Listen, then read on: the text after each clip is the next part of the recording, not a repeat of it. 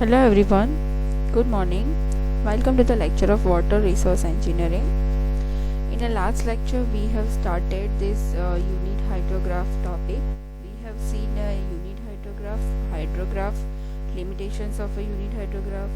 We have also seen about the assumptions made while doing a unit hydrograph theory. And we have calculated example for unit hydrograph. Now let's see one more example depends on this theory. So the hourly coordinates of 2-hour unit hydrograph are given below. Derive a 6-hour unit hydrograph for the same catchment. Right, time in hour and discharge in cubics यहाँ पे दिया है आपको. Our आपको 1 our के difference में दिया है, जैसे कि 0, 1, 2, 3, 4, 5 up to 15. So while 0 hour था तब डिस्चार्ज 0 था.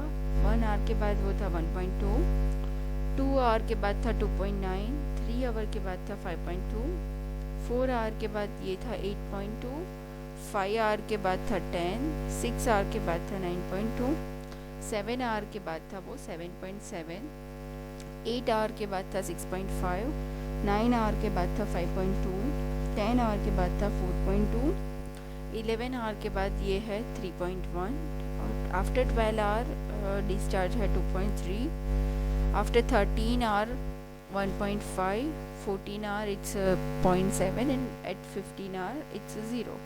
So when a 3 unit hydrograph, each of 2 hours duration are added together, placed at a 2 hour lag, then we will get the ordinates of 6 hour surface runoff hydrographs, right? यहाँ पे हमें 2 our के दिए हैं और calculate करने को बोला है 6 आवर, मतलब हमें 3 हाइड्रोग्राफ्स अलग अलग ये 2 आवर्स के ऐड करने पड़ेंगे. उसके बाद हमें 6 आवर का मिलेगा, वो भी 3 सेंटीमीटर का, मतलब उसको हमें डिवाइड करना पड़ेगा 3 से. जैसे आगे वाले एग्जाम्पल में क्या था, हमें 2 आवर से 3 आवर से 6 आवर में करना था, और हमने क्या किया था, उसको 2 ही बार कन्वर्ट किया था और उसको डिवाइड बाय 2 किया था. बट यहाँ पे हमें 2 आवर के मतलब कि ऑर्डिनेट्स दिए हैं, उससे हमें 6 आवर का फाइंड आउट करना है. मतलब कि यहाँ पे अप टू ये आवर्स दिया है आपको, राइट, 15 आवर तक का. सो फर्स्ट 2 आवर के ऑर्डिनेट्स हमें ऑलरेडी गिवन है, वो हमें लेने हैं. अब हम सेकेंड 2 आवर के ऑर्डिनेट फाइंड आउट करेंगे. जैसे मैंने आपको बताया था कि जितने आवर का आपको दिया है और जितने आवर का आपको डिफरेंस चाहिए, उतना आपको यहाँ पे लेफ्ट आउट करना पड़ेगा. तो जैसे कि हम लोग second 2 hour unit hydrograph find कर रहे हैं, मतलब 2 आवर को हम लेफ्ट कर देंगे, उसके बाद सारे जो ऑर्डिनेट्स है वो एज इट इज आएंगे. ठीक है, मतलब ये 1 एंड 2 ये मैंने लेफ्ट आउट कर दिया. अब 2 से डायरेक्ट स्टार्ट होगा, तो 2 पे आएगा 0, फिर 1.2, 2.9 up to this 0, right. Same like this third second unit और हाइड्रोग्राफ, क्योंकि हमें क्या करना है, 6 आवर के यूनिट हाइड्रोग्राफ फाइंड आउट करने हैं और हमें दिए हैं सिर्फ 2 आवर्स के, मतलब कि हमें 3 डिफरेंट 2 आवर्स के यूनिट हाइड्रोग्राफ के ऑर्डिनेट्स लेने हैं, फिर उसको टोटल करना है. सो हम third second hour unit hydrograph के फाइंड आउट करेंगे तब हम क्या करेंगे, 4 लेफ्ट कर देंगे, मतलब 4 आवर को लेफ्ट करेंगे. तो अप टू 4 वो उसको लेफ्ट कर दिया, और 4th आवर से हमारा ये डायरेक्ट स्टार्ट होगा. सो वो सेम डिजिट आएंगे, बट हम स्टार्ट कहाँ से करेंगे, 4th से, मतलब 0, 1.2, 2.9, 5.2 अप टू 0, राइट. सो ये first hour, second hour and third hour second unit hydrograph हमारे पास है. हम उसका सम्मेशन कर देंगे. तो सबसे पहले आएगा 0, फिर 1.2, 2.9, उसके बाद आएगा 5.2 प्लस 1.2 मतलब कि 6.4, 8.2 plus 2.9 plus 0, 11.1, 10 plus 5.2 plus 1.2, 16.4, 9.2 plus 8.2 plus 2.9, 20.3, 7.7 plus 10 plus 5.2, 22.9, 6.5 plus 9.2 plus 8.2, 23.9. 5.2 plus 7.7 plus 10, 22.9. 4.2 plus 6.5 plus 9.2, 19.9. 3.1 plus 5.2 plus 7.7 आएगा 16. 2.3 plus 4.2 plus 6.5 आएगा 13. 1.5 plus 3.1 plus 5.2 आएगा 9.8. 0.7 plus 2.3 plus 4.2 आएगा 7.2. 0 plus 1.5 plus 3.1 आएगा 4.6. 0.7 plus 2.3 आएगा 3. 0 plus 1.5 1.5, यहाँ पे 0.7 एंड 0. सो ये आपको मिल गए total 6 hour, but hydrograph of what 3 centimetre run off. ठीक है, हाइड्रोग्राफ हमें 3 सेंटीमीटर रन ऑफ का मिला है, लेकिन हमें क्या फाइंड आउट करना है, ordinates of 6 hour unit hydrograph के. मतलब कि अगर हमारे पास 3 सेंटीमीटर रन ऑफ के हाइड्रोग्राफ के ऑर्डिनेट्स है, तो उसमें से हमें यूनिट हाइड्रोग्राफ के 6 आवर यूनिट हाइड्रोग्राफ के ऑर्डिनेट चाहिए, तो हम लोग क्या करेंगे, उसको डिवाइड बाय 3 कर देंगे. मतलब कि हमें यूनिट हाइड्रोग्राफ के ऑर्डिनेट्स मिल जाएंगे, राइट. यहाँ पे सो यहाँ पे 0 डिवाइड बाई 0, 1.2 डिवाइड बाई 3 0.4 आएगा. 2.9 डिवाइड बाई 3 0.97 आएगा. 6.4 डिवाइड बाई 3 2.13 आएगा. 11.1 डिवाइड बाई 3 3.7 आएगा. 16.4 डिवाइड बाई 3 आएगा 5.46. 20.3 डिवाइड बाई 3 आएगा 6.76. 22.9 डिवाइड बाई 3 आएगा 7.63. 23.9 आएगा डिवाइड बाई 3 7.97. 22.9 डिवाइड बाई 3 आएगा 7.63. 19.9 डिवाइड बाई 3 आएगा 6.63. 16 बाई 3 आएगा 5.33. 13 बाई 3 आएगा 4.33. 9.8 बाई 3 आएगा 3.27. 7.2 डिवाइड बाई 3 आएगा 2.40. 4.6 डिवाइड बाई 3 आएगा 1.53. 3 डिवाइड बाई 3 आएगा 1. 1.5 डिवाइड बाई 3 आएगा 0.5. 0.7 डिवाइड बाई 3 आएगा 0.23 एंड 0. सो ये हमें मिल गए ordinates of 6 hour unit hydrograph. ठीक है, सो गाइज सबसे पहले क्या किया, हमारे पास टाइम एंड ऑर्डिनेट्स ऑलरेडी है ही. टाइम हमें 0 से लेके 15 तक का ऑलरेडी दिया था, बट हमें क्या फाइंड आउट करना है, 6 आवर के ऑर्डिनेट्स के फाइंड आउट करने हैं. 6 आवर ऑर्डिनेट के unit hydrograph ordinate find out करने हैं फ्रॉम 3 आवर. सो हम लोग क्या करेंगे, 2 करके हमें 3 पार्ट्स करने पड़ेंगे उसके. तो सबसे फर्स्ट सेकेंड आवर के हमें दिए है, अब हम सेकेंड आवर के फाइंड आउट करने के लिए 2 गैप छोड़ देंगे, उसके बाद लेंगे. उसके बाद 4 आवर छोड़ देंगे, उसके बाद सारे ऑर्डिनेट्स एज इट इज़ लिखेंगे, तीनों का समेशन करेंगे, उसके बाद डिवाइड बाय 3 करेंगे. उसके बाद हमें ग्राफ में ये ड्रॉ करना है टाइम वर्सेस डिस्चार्ज. उसके बाद सारे ऑर्डिनेट्स जो हमारे पास है उसका ग्राफ रेडी करना है. सो आप देख सकते हो ये है 2 आवर और यूनिट हाइड्रोग्राफ का ग्राफ, और ये आप देख रहे हो वो है 6 आवर यूनिट हाइड्रोग्राफ का ग्राफ. ठीक है, सो आपको ऐसे ग्राफ ड्रॉ करना है और उसके बाद ही आपका एग्जाम्पल खत्म होगा. एक और छोटा एग्जाम्पल देख लेते हैं जो जीटीयू में पूछा जाता है. A 12-hour unit hydrograph of a catchment is a triangular in a shape with a base width of a 144 r and a peak discharge of a 23 meter cube per second. Calculate the area of a catchment. So यहाँ पे unit hydrograph is a triangular in a shape, right? और peak discharge यहाँ पे दिया है 23 meter cube per second.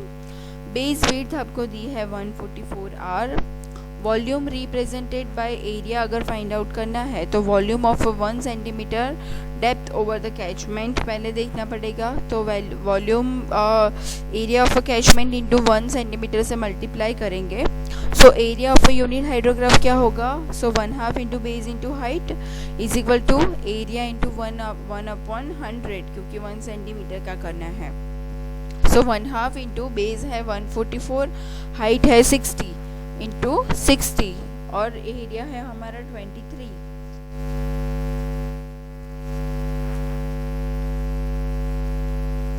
Into 23 से हम लोग मल्टीप्लाई करेंगे, सो हमें एरिया मिल जाएगा 596.16 इंटू 10⁶ मीटर स्क्वायर। ठीक है, क्योंकि हमारे पास क्या है, area is equal to area of unit hydrograph is equal to area of a catchment into 1 centimetre करेंगे। So area of a unit hydrograph हमारा ये है, ठीक है, base into 1/2 into base into height. ठीक है, और ये है एरिया इंटू 1 डिवाइड बाई 100 क्यों किया, क्योंकि हमें 1 सेंटीमीटर का चाहिए। ठीक है, सो गाइज यहाँ पे एरिया हमें मिल रहा है 596.16 किलोमीटर स्क्वायर। सो ऐसे ऐसे स्मॉल एग्जाम्पल्स आपको 3 या 4 मार्क्स में पूछे जाते हैं जीटीयू के एग्जाम्स में। अब हम लोग देखेंगे एस हाइड्रोग्राफ। तो हम लोगों ने अब तक देख लिया हाइड्रोग्राफ, यूनिट हाइड्रोग्राफ। अब हम लोग देखेंगे एस हाइड्रोग्राफ। एस हाइड्रोग्राफ में क्या होता है, आपको जो कर्व मिलता है वो एस शेप में मिलता है। ठीक है, सो वो बेसिकली क्या होता है, कंटिन्यूअस इफेक्टिव रेनफॉल जब आता है यूनिफॉर्म रेट में और उसका टाइमिंग फिक्स नहीं रहता है, ठीक है, तब ये एस हाइड्रोग्राफ जनरेट होता है। और एस हाइड्रोग्राफ इसीलिए इसको बोलते हैं बिकॉज वो एस अल्फ़ाबेट जो होता है हमारा, जो एस अल्फ़ाबेट होता है हमारा, उसके जैसा ही उसका शेप होता है। Figure typically shows as hydrograph, so it can be delivered by a summation of ordinate of an infinite series of a unit hydrograph of a same। ठीक है, हमारे पास जो यूनिट हाइड्रोग्राफ के ऑर्डिनेट्स है इनफाइनाइट सीरीज में, उसको सम्मेशन करके ही हमें ये एस हाइड्रोग्राफ मिलता है, मतलब उसका हमें कम्युलेटिव करना पड़ता है। So unit duration space at the same unit direction apart the, hence the name summation hydrograph, right? So it is a curve which rises continuously in a form of shape of a letter S। S की तरह वो rise होता है। ठीक है, आप यहाँ पे फिगर में भी देख सकते हो। सो ये है एस हाइड्रोग्राफ और ये है यूनिट हाइड्रोग्राफ। ठीक है, तो सबसे पहले आप देख सकते हो यहाँ पे 0,1, फिर ये पॉइंट कहाँ कैसे आता है 0 + 0,2, मतलब ये था, इसके साथ ये ऐड कर दिया तो हमें ये पॉइंट मिल गया। सेम एज दिस ऐड करेंगे तो ये पॉइंट मिलेगा, फिर इन चारों को ऐड करेंगे तो ऊपर का पॉइंट मिलेगा, फिर अगेन इन पांचों को ऐड करेंगे तो ये मिलेगा, और सबको ऐड कर देंगे तो अप टू एंड जाएगा। सो ये है summation of this all unit hydrographs. उसका एक हम लोग एग्जाम्पल भी देख लेंगे तो आपको और आइडिया आ जाएगा कि इसको कैलकुलेट कैसे करना है। सो ये है example, derive the S curve for a 4 hour unit hydrograph below. आपको जो हाइड्रोग्राफ के ऑर्डिनेट्स दिए हैं उसमें से आपको एस हाइड्रोग्राफ को डिराइव करना है। ठीक है, आपको यहाँ पे 4 आवर हाइड्रोग्राफ के ऑर्डिनेट्स दिए हैं। तो सबसे पहले देखेंगे time and ordinates of 4 hour, वो आपको मीटर क्यूब पर सेकेंड में दिए हैं। टाइम आपका है 4 आवर के है, मतलब कि 4 आवर का डिस्टेंस होगा एवरी ऑर्डिनेट्स के बीच में। तो 0, 4, 8, 12, 16, 20, 24 एंड 28 इतने आवर का हमें ऑर्डिनेट्स दिए हैं, वो है 0, 10, 30, 25, 18, 15, 5 एंड 0। ठीक है, ये आपको ऑलरेडी गिवन डेटा है। सो सबसे पहले आपको क्या करना है, timing and ordinates of 4 hour as it is लिखना है, मतलब कॉलम 1 एंड 2 तो ऑलरेडी हमारे पास होता ही है। अब हम लोग क्या करेंगे, offset ordinates of metre cube per second find out कर लेंगे।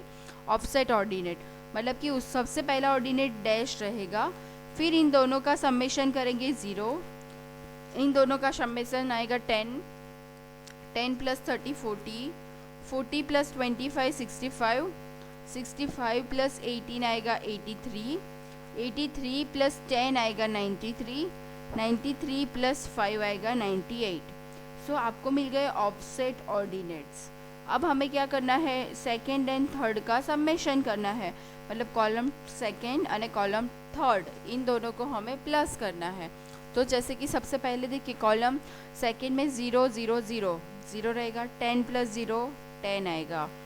ठीक है, उसके बाद आएगा 30 + 10 40, ठीक है, 25 + 40 65, 18 + 65 83, 10 + 83 93, 5 + 93 98 एंड 0 + 98 आपको 98 मिलेगा। तो ये आपका टोटल टेबल रेडी हो गया ऑर्डिनेट्स ऑफ एस कर्व का। टेबल रेडी होने के बाद हम लोग क्या करेंगे, उसको शो करेंगे ग्राफ में। तो टाइम वर्सेस डिस्चार्ज का हमारे पास जो ग्राफ होता है वो ग्राफ ड्रॉ करेंगे, उसमें सारे 4 आवर ऑर्डिनेट्स को हम लोग शो करेंगे।